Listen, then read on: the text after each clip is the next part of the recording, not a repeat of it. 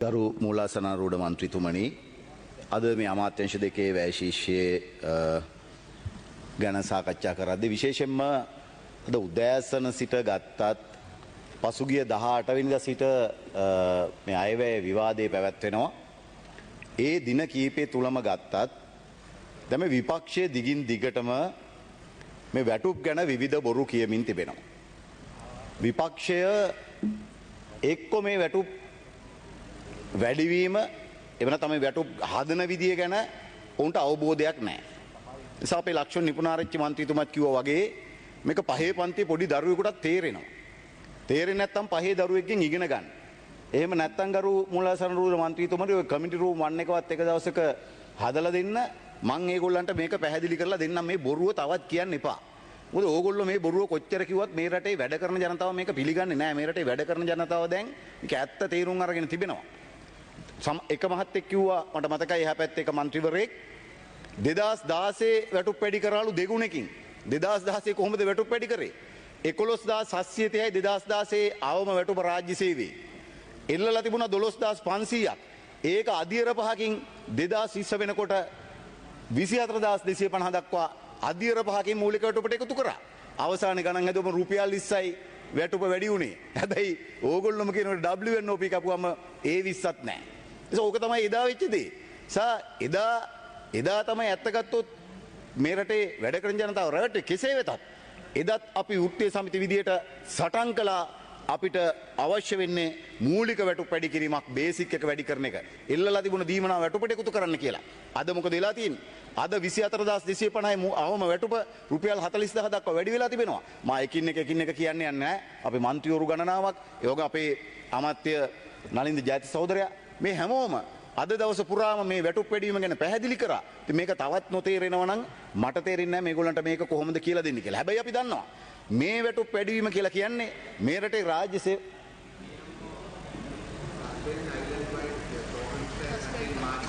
Thank you very much GMO.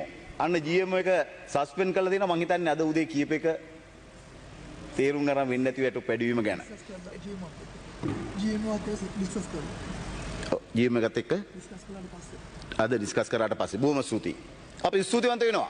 මොකද අපි දන්නවා අපිට මේ රටේ වෛද්‍යවරු ගැන මේ රටේ සෞඛ්‍ය සේවාව ගැන ඉතා ඉහළ ඇගීමක් ගෞරවත්වයක් තිබෙනවා. අපිට මතකයි කොවිඩ් වසංගත කාලේ වෛද්‍යවරු ඇතුළු සෞඛ්‍ය කාර්ය මණ්ඩල කරපු කැපවීම, ඒ මැදිහත් වීම, ඒ වගේම ජාතික ජනබලවේගයේ ආණ්ඩුව බලයට පත් කරද්දී ඔවුන්ගේ පැත්තෙන් දක්වපු දායකත්වය අපිට මතකයි. සමහර විශේෂඥ වෛද්‍යවරුන් ඉඳලා සාමාන්‍ය වෛද්‍යවරු දක්වා මේ හැමෝම චැනල් සෙන්ටර් වල තමන්ගේ PP එකේදී ඉඳගෙන මාලිමාව වෙනුවෙන් ජාතික ජනබල වෙනුවෙන් එන තමන් ළඟට බේත් ගන්න එන කෙනා පවා දැනුවත් කරමින් මේ කටයුත්ත කළා. ඒ නිසා ඇත්තම ගත්තොත් GMO එක ප්‍රශ්න කරපු විදිහටම ඔවුන්ට දැන් මේ සමහරු කියනවා මේ වැටුප් අඩුවීමක් වෙලා නැහැ. ඒගොල්ලන්ගේ ප්‍රශ්න වෙලා තිබුණේ 20 එකේ දීමනාව 30 එක බවට පත් කරපු එක. OT පැය ගණනය කිරීම 80 එක 120 එක කරපු එක. ඒක තමයි ප්‍රශ්නේ බවට පත් වෙලා තිබුණේ. ඒක ඔවුන් කිව්වෙත් මේකේ වැටුප් අඩුවීමේ ප්‍රශ්නයක් නෙමෙයි තිබෙන්නේ. මම නැවත ඉලක්කම් කියන්නේ නැහැ. මේ අභිමානය පිළිබඳ ප්‍රශ්නයක් කියලා කිව්වේ. ඉතින් ඇත්තටම මට තේරෙන්නේ නැහැ අභිමානය කොහොමද මේ 20 එක 30 එක කිරීමත් 80 එක 120 එක OT ගණනය කිරීම ඇතුළේ නැති වෙන්නේ කෙසේ වෙතත්. අපි ඊටාම පැහැදිලිව විපක්ෂ මහතුරුන්ට කියන්න ඕනකම තිබෙනවා මේ රාජ්‍ය සේවයේ වැටුප් වැඩිවීම ලබන තව ටික දවසක් මේ බොරුව කියන්න පුළුවන් ලබන අප්‍රේල් වෙනකන් අප්‍රේල් මාසේ මේ රටේ රාජ්‍ය සේවකව වැටුප අතට ගන්නකොට විපක්ෂයේ කියපු බොරුව තේරෙනවා. ඒගොල්ලෝ ගණන් හදන්න පටන් ගත්තා. ගිය අවුරුද්දේ රනිල් වික්‍රමසිංහ රුපියල් 10000ක දීමනාවක් ලබා දෙනකොට ජනවාරි පෙබරවාරි මාර්තු කියන මාස තුනේ දීමනාවෙන් දුන්නේ 5000යි. ඇරියස් එකක් තිබුණා රුපියල් 5000 ගානේ 15000ක්. ඒ 15000 අපේ ආණ්ඩුව මේ අවුරුද්දේ ජනවාරි පෙබරවාරි මාර්තු මාස තුනට ඒ 5000 ලබා දුන්නා. ඒක අපි වැටුප් වැඩි කළත් නැතත් ලබන අප්‍රේල් ඒ දීමනාව ආයේ ලැබෙන්නේ නැහැ. වෙන කවුරු ආණ්ඩුවක් හිටියත් ඒ දීමනාව නැවත ලැබෙන්නේ නැහැ. ඒක නතර වෙනවා. ඒක නතර වුණාම ඒගොල්ලෝ කියනවා 975යි වැටුප් වැඩි වෙන්නේ කියලා. ඉතින් මට තේරෙන්නේ නැහැ අංක ගණිතය කොහොමද මේ උගන්වන්නේ කියලා. ඒ නිසා මම නැවත කියනවා මේ බොරුව කියන්න එපා. මේක මන් දන්නේ ගණන් දන්නේ නැතිකමද එහෙම නැත්නම් තක්කටිකමද කියලා. මේක ගණන් නොදන්නකමද එහෙම නැත්නම් තක්කටිකමද කියලා. ඉතින් ওই දෙකෙන් කෝකද කියන එක රටේ ජනතාව මං හිතන්නේ මේ වෙනකොට තේරුම් අරගෙන ඉන්නවා. ඒ නිසා හරි පැහැදිලි මේ වැටුප් වැඩිවීම අපි විශ්වාස කරනවා මේකත් ප්‍රමාණවත් නැහැ. මේ රටේ ජීවන වියදම වැඩි වීමත් එක්ක 70% විතර උද්දමන ඉහළ ගියා. මේවා එක්ක මේ වැටු පැඩීම ප්‍රමාණවත් නැහැ. හැබැයි ඔබ දන්නවා අපි බාරගත්තේ 2022 ඇප්‍රිල් මාසේ 12 වෙනිදා මේ රට බංකොලොත් කියලා ප්‍රකාශයටපත් කරපු බුන්වත් වෙච්ච රටක්. ඊට පස්සේ මේ ගෙවුණු මාස 4-5 ඇතුලේ මේ ආර්ථිකය යම් ස්ථායීකරණයකට ගේන්න අපේ ආණ්ඩුව සමත් වුණා. ඒක ඇතුලේ පළවෙනි අයවැයෙන් මාස 3-4ක් යනකොට අපිට ලබා දිය හැකි හොඳම වැටුප් පැඩවීම සාපේක්ෂ හොඳම වැටුප් පැඩවීම. අපි කියන්නේ මේක හොඳම එක කියලා. සාපේක්ෂ හොඳ වැටුප් පැඩවීම ලබා දෙන්න අපි කටයුතු කළා තිබෙනවා මේ වර්තමාන ආණ්ඩුව විදියට. ඒ නිසා තවදුරටත් අපිට කියන්න තියෙන්නේ සමහරුන්ගේ තියෙන මේ මානසික ලෙඩ වලට අපිට උත්තර දෙන්න බෑ. නිසා රටේ ජනතාවගේ වැටුප් සම්බන්ධ යම් උත්සාහයක් අපි දරලා තිබෙනවා. ඉතින් මානසික ලෙඩ වලට අපිට උත්තර දෙන්න බෑ. ඒ වගේම තමයි මේ විශ්‍රාම වැටුප සම්බන්ධෙමුත් කෙටි පැහැදිලි කිරීමක් කරන්න ඕනකම තිබෙනවා. විශේෂයෙන්ම මේ විශ්‍රාම වැටුප අපි 75% සිට 79% දක්වා ප්‍රමාණයකින් විශ්‍රාම වැටුප වැඩි වෙලා තිබෙනවා.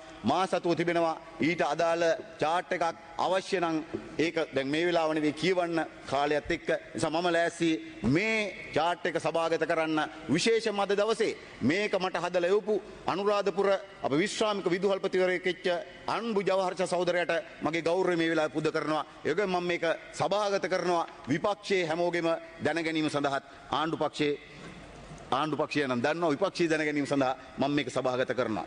ඒ වගේම තමයි මේකෙන් තවදුරටත් විශ්‍රාම වැටුප් ප්‍රශ්නේ නොවිසඳුණු ප්‍රශ්න ටිකක් තිබෙනවා. එකක් 97 සිට 2021 දෙසැම්බර් දක්වා විශ්‍රාම ගියපු ගුරු විදුහල්පති ප්‍රමාණයක් ඉන්නවා. අපි 2021 දින 120ක අඛණ්ඩ වර්ග අරගලයක් කරලා වැටුප් විෂමතාවෙන් කොටසක් දිනාගත්තා. ඒක නොලැබුණ පිරිසක් ඉන්නවා. ඒ අයගේ ප්‍රශ්න මේක විසඳිලා නැහැ. ඒක අපිට විසඳන්න ප්‍රශ්නයක් ලෙස ඉතුරුලා තිබෙනවා. ඒ වගේම 2020 සිට 2024 12 31 දක්වා විශ්‍රාම ගියපු අපේ රාජ්‍ය සේවකින්ට මේ අයවේ තුල යම් සහනයක් නැහැ කියන මැසිවිල්ලක් තිබෙනවා.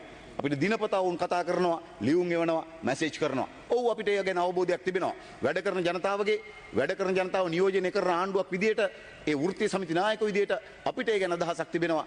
අපි මේක අවසන් අයවැය නෙවෙයි. මේක මේ ආණ්ඩුවේ පළවෙනි අයවැය. ඊළඟ අයවැයවලදී ඊට අදාළ අවධානය යොමු කරන්න අපේ පැත්තෙන් අපි මැදිහත් වෙනවා කියන කාරණේ සඳහන් කරන්න ඕන. ඒ වගේම මේ වැටුප් ගැන නොදන්න තාමත් අපහැදිලි අයට මේකේ තියෙනවා Annex 5 වල මේ වැටුප් හදන්නේ කොහොමද වැටුප් තලයන් කියලා මේකේ පැහැදිලිව තියෙනවා අයවැය කතාවේ. ඒක අරගෙන බලලා ගණනය කරගන්න බැරි නම් මං ආයි කියනවා අවශ්‍ය නම් අපිට පුළුවන් ඊට අදාළව ටියුෂන් එකක් දෙන්න. ඒ නිසා ඒ වගේම සමහරු කියන මේ පසුගිය ආණ්ඩු විවේචනය කරන විතරයි කරන්නේ. නෑ ඇයි පසුගිය ආණ්ඩු අපි විවේචනය කරේ? ඇයි පසුගිය ආණ්ඩු කාලවල අපි වැටුප් පිළලා සටන් කරද්දී අපිට සාධාරණ යුක්තිසහගත අයිතියක් තිබුණා. ඇයි ඒ? ඔවුන් හැමදාම ඔවුන්ගේ දීමනා වැඩි කරගත්තා. රක්ෂණය 2,50,000 ඉඳලා 1,10,000 දක්වා මිලියන දක්වා වැඩි කරගත්තා. හැමදාම තමන්ගේ හැන්දෙන් බෙදාගත්තා. රටේ ජනතාව අන්ත දුෂ්කර තත්යකට පත් වෙලා තියෙද්දි ඔවුන්ගේ හැන්දෙන් බෙදා ගන්න ඔවුන්ට විතරක්. ඒ නිසා මේ රටේ වැඩ කරන ජනතාවත් ඇතුළු අනිත් අයට සාධාරණ යුක්තිසහගත අයිතියක් තිබුණා. ඒ ආණ්ඩුවට එරෙහිව සටන් කරන්නත් අයිතිවාසිකම්. හැබැයි මේ ආණ්ඩුව රක්ෂණය මිලියන සිට 2,50,000 දක්වා අඩු කරපු ආණ්ඩුවක්. වාහන ප්‍රතික්ෂේප කරපු ආණ්ඩුවක්. මේ අවුරුද්දේ ජනාධිපතිතුමා පැහැදිලිව කිව්වා මන්ත්‍රීවරුන්ට වාහන නැත. මන්ත්‍රීවරුන්ගේ වරප්‍රසාද කප්පාදු කරගත්ත ආණ්ඩුවක්. එවැනි ආණ්ඩුවක් තමයි අද මේ වැටුප් පැඩි කිරීම ඇතුළු මේ සහන ලබා දීලා තිබෙන්නේ. ඒ විතරක් නෙමෙයි. අපි කියන්න ඕනේ මේ කීප දෙනෙක්ව රාජ්‍ය සේවය දේශපාලනීකරණය කළා. මන් දන්නේ කොයි පැත්තෙන්ද කතා කරන්න කියලා. රාජ්‍ය සේවය ආයතන වලට කඩාගෙන පැනලා රාජ්‍ය සේවකින්ට පහර දීපු, රාජ්‍ය සේවකෝ ගස් බඳිද්දි සද්ද නැතුව හිටපු, කටවල් වහගෙන හිටපු මහත්තුරු අද එහෙම කරන්නේ. ගස් යට ඉඳගෙන උසනම් සිකියුරිටි මිටිනම් කම්කරු කියලා රස්සා දීපු අය තමයි අද රාජ්‍ය සේවයේ දේශපාලනීකරණය ගැන කිඹුල් කඳුළු හෙලන්නේ. ඒ නිසා ඒ ගැනත් අවධානය යොමු කරන්න ඕනකම තිබෙනවා. ඒ වගේම තමයි අපේ කම්කරු අමාත්‍යාංශය පැත්තෙන් ගත්තොත් එහෙම කම්කරු අමාත්‍යාංශය මේ අයවැය තුල අපි කම්කරු දෙපාර්තමේන්තුවට විතරක් මිලියන 598ක් වැඩිපුර මුදල් වෙන් කරලා තිබෙනවා. මිලියන 4,422 ඉඳලා මිලියන 5,020 දක්වා කම්කරු අමාත්‍යාංශයට අපි කම්කරු දෙපාර්තමේන්තුවට අපේ අමාත්‍යාංශයට අපි මුදල් වෙන් කරන්න කටයුතු කරලා තිබෙනවා. ඒ වගේම කම්කරු නීතිය කම්කරු සමුද්‍රා ක්‍රියාවේ යෙදවීම සඳහා මිලියන 127කුත්, ඒ වගේම කම්කරුවන්ගේ ආරක්ෂාව සෞඛ්‍ය සුබසාධන සඳහා මිලියන 163කුත්, සේවක අර්ථසාධක අරමුදල් සඳහා මිලියන 1640කුත් ඒ කටයුතු සඳහා අපි වෙන් කරලා තිබෙනවා. ඒ වගේම මිනිස් බල රැකී ආරක්ෂා දෙපාර්තමේන්තුව සඳහා මිලියන 622ක් අපි වෙන් කරලා තිබෙනවා. ඔව් මේ රටේ වැඩ කරන ජනතාව ඉතාමත් විවිධ ගැටලු වලට මුහුණ දෙමින් තිබෙනවා. විශේෂයෙන්ම අපේ අර්ථ සාධක අරමුදල සම්බන්ධයෙන් ගත්තම ගැටලු ගණනාවක් උන්ට මුහුණ දෙන්න සිදු වෙලා තිබෙනවා. දැන් අද අපි EB කාඩ් එකක් කියලා ඉලෙක්ට්‍රොනික B කාඩ් එකක් ඉක්ුත් කරමින් ඒක කරගෙන යන්න ගියාට පස්සේ ගැටලු ගණනාවක් මතුවලා තිබෙනවා. අපි ඒවට අදාළව විසඳුම් හොයන්න ඕන කරන සැලසුම් ටික සකස් කරමින් තිබෙනවා. ඒ වගේම තමයි කම්කරු නීතිය කම්කරු නීති පිළිබඳව යම් ගැටලු ප්‍රමාණයක් තිබෙනවා. අපි සැලසුම් කළා තිබෙනවා ඉදිරියේදී ඊට අදාළව ඒ නීතිමය රාමුව ශක්තිමත් කරන්න ඕන කරන අවධානය අපි යොමු කරලා තිබෙනවා. ඒ වගේම තමයි පඩිපාලක සභා 44ක් තිබෙනවා අපේ රටේ. ඒ 44ම ක්‍රියාත්මක නැහැ. සමහර පඩිපාලක සභාවලට අවශ්‍ය කරන ඒ සභාවන් පත් කළා නැහැ. අපි මේ වෙනකොට ඇමතිතුමාගේ නාම යෝජනා එක්ක අපි සූදානමින් ඉන්නවා. ගරු නියෝජ්‍යවතුමා තව මිනිත්තු දෙකක කාලයක් තිබෙනවා ඔබතුමාට. ගරු මූලාසාර ආරූඪ මන්ත්‍රීතුමනි මට පොඩි වෙලාවක් දෙන්න. මොකද විපක්ෂය කියන බොරු වලට උත්තර දෙන්නම සෑහෙන වෙලාවක් ගත්තා. ඒ නිසා විපක්ෂයෙන්වත් මට පොඩි වෙලාවක් ඉල්ලලා දෙන්න. හරි කොහොම වුණත් තව විනාඩි 3ක්. එනිසා ඊටාම පැහැදිලිව අපි දැන් මේ පඩිපාලක සභා අලුත් කරලා අලුතෙන් ඒ පඩිපාලක සභාවල කටයුතු යලි පණ ගන්නන්න ඕන කරන වැඩ කටයුතු සඳහන් කළ අපි තීරණය කළා. ඒ වගේම 2023 ඉඳලා NLC එක කම්කරු උපදේශක සභාව පත් කළා තිබුණේ නැහැ, කැඳවලා තිබුණේ නැහැ. අපි පසුගිය ජනවාරි මාසේ 15 වෙනිදා මමත් ඇමතිතුමාත් කම්කරු උපදේශක සභාව අපි කැඳවන්න කටයුතු කළා. අපි ඉදිරියේදී බලාපොරොත්තු වෙනවා විශේෂයෙන් මේ කාල සීමාවේ අතිශය කාර්යබහුල නිසා මේ අයවැයත් එක්ක මේ අයවැයෙන් පසු අපි යලි කැඳවලා යම් නිශ්චිත කාල රාමුවට අනුව කම්කරු උපදේශක සභාව කැඳවමින් අපි අපේ සේවක පාර්ශවයත් සේවයේ පාර්ශවයත් මේ ට්‍රයිපාර්ටයිට් මේ වැඩපිළිවෙල ඉදිරියට ගෙනියන්න කල්පනා කරමින් තිබෙනවා. ඒ වගේම තමයි එක මන්ත්‍රීතුමෙක් කිව්වා අවිධිමත් වැටුප් ගැන අපි බොහොම ස්තුතිවන්ත වෙනවා. සමහර මන්ත්‍රීවරු මේ අයවැය විවාදේ පුරාම විවිධ අඬෝ වැඩියාවන් කියන ගමන් විවිධ මොකක් හරි මන්ත්‍රී කෙනෙක්ගේ අපේ වචනයක් අල්ලගෙන වචනේ ඔස්සේ මුළු මහත් අයවැයම ඉදිරියට ගෙනියනකොට සමහර මන්ත්‍රීවරු හිටියා අපි ඒගොල්ලන්ට ගරු කරනවා විවිධ දේවල් පෙන්වලා දීපු අපේ පැත්තෙන් කළ යුතු කරුණු පෙන්වලා දීපු මට මතකයි එක මන්ත්‍රී කෙනෙක් එක්ටාපුවාම මන්ත්‍රීතුමා එතුමා පෙන්ලා දෙමුන මේ අවිධිමත් වැටුප් ගැන ගොනට EPF නැහැ. ඔව් අපි ඒ සඳහා සාකච්ඡා කරමින් තියනවා. අපි ඒ පිළිබඳව අවධානය යොමු කරලා තිබෙනවා. ඒ වගේම තමයි අපේ ශ්‍රම බලකායේ කාන්තා සහභාගීත්වය අද 31යි රටේ ශ්‍රම බලකායේ කාන්තා සහභාගීත්වය එය වැඩි කරන්න ඕන කරන අවශ්‍ය කරන නීති රාමුන් ගේන්න ILO ඒ කන්වෙන්ෂන්ස් අපේ රට තුළ ක්‍රියාව වෙන ගන්න ඕන කරන සැලසුම් ටික අපි සාකච්ඡා කරමින් තිබෙනවා, දියත් කරමින් තිබෙනවා. ඒ වගේම තමයි විශේෂයෙන්ම මේ ශ්‍රම බලකායේ කාන්තා සහභාගීත්වය අඩු වෙන්න එක හේතුවක් බවට පත් වෙලා තිබෙනවා. මේ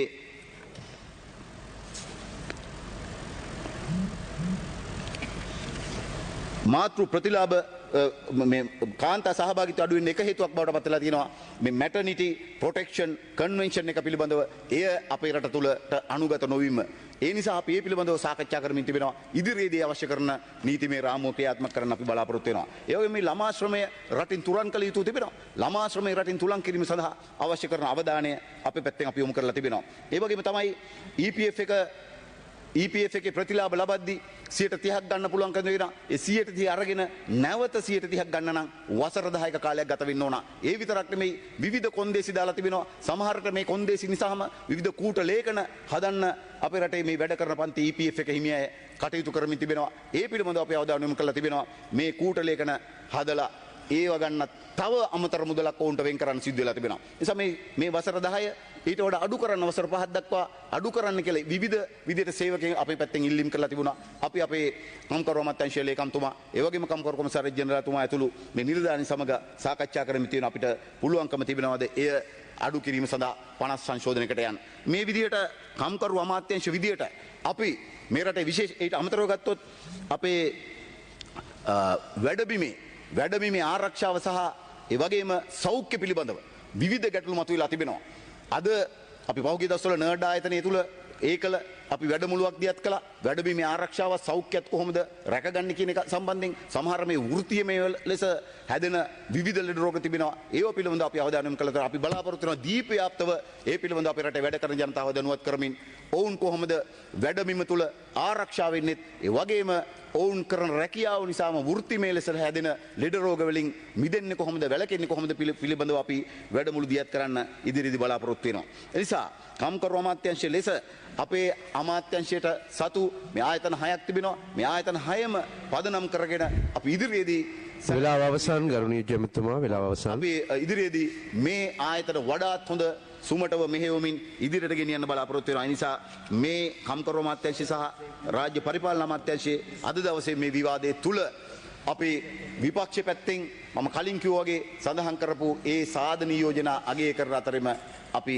නැවත කියන්න ඕනකම තිබෙනවා අපිට ඕනේ ආණ්ඩුවේ අඩුපාඩු නිවැරදිව සාධනීය ලෙස විවේචනය කරන විපක්ෂයක් මිසක හැමදාම වචනයක් දෙකක් අල්ලගෙන තඩි බාන විපක්ෂයක් නෙවෙයි. නිසා ගරු මූලසාරෘද මන්ත්‍රීතුමනි අද දවසේ මේ අමාත්‍යාංශ දෙකේම විවාදයේ තුල ගඩනගුණු සාධනීය කරුණු අපි ඉදිරි ගමනට අපි ඉවහල් කරගන්නත් සූදානම් කියන පණිවිඩයත් ලබා දෙමින් මේ අවස්ථාව ලැබීම පිළිබඳව සූදානම් වෙමින් මම නවතිනවා. බොහොම ස්තුතියි.